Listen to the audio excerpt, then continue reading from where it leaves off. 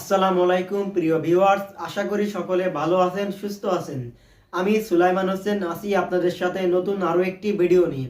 আমরা অনেক সময় বাপ দাদার বিভিন্ন জমি সংক্রান্ত তথ্য জানার জন্য ভূমি অফিসে গেলে সেখানে আমাদের অনেক টাইম খরচ হয়।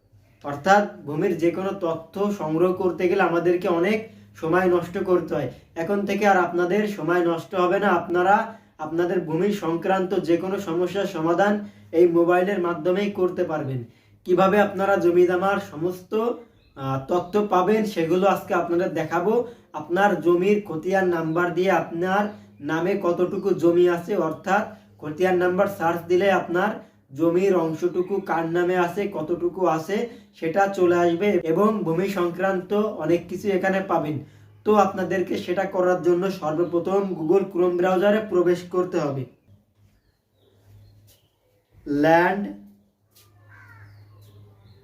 ল্যান্ড.gov.bd এটা লিখে সার্চ করবেন। তারপর আপনাদের সামনে ভূমি সেবা এমন একটা অপশন চলে আসবে, তো আপনারা ভূমি সেবাতে ক্লিক করবেন।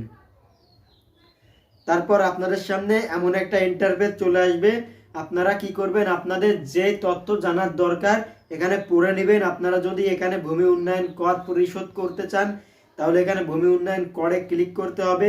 তো আমি এখন দেখাবো কিভাবে জমির খতিয়ান অর্থাৎ দাগ নাম্বার দিয়ে জমির মালিকানা বের করতে হয়। এটা কিভাবে করবেন, এটা করার জন্য আপনাদেরকে ভূমির রেকর্ড ও ম্যাপ এখানে প্রবেশ করতে হবে। তারপর আপনাদের সামনে এমন একটা ইন্টারফেস চলে আসবে। তো আপনারা এখানে নামজারি খতিয়ান এখানে ক্লিক করবেন। তো ক্লিক করার পরে আপনারা কি করবেন, আপনাদের বিভাগটা দিয়ে দেবেন। তো আমি খুলনা বিভাগ, খুলনা দিয়ে দিচ্ছি। তারপরে আপনার জেলা, আপনার কোন জেলাতে এটা সার্চ করতে চান সেটা লিখে দিবেন। তো আমি যশোরে ক্লিক করব। তারপর আপনি আপনার উপজেলা কি সেটাও দিয়ে দিবেন। তারপর এখানে মৌজার নাম লিখবেন, অর্থাৎ আপনি যে এলাকার অনুসন্ধান করতে চান সেটার নাম লিখবেন। তো এখানে আমি লিখে দিচ্ছি।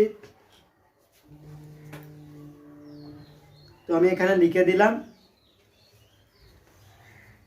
তারপর এখানে আপনি আপনার খতিয়ান নাম্বারটা লিখলে আপনার জমি জমার সকল তথ্য এখানে চলে আসবে।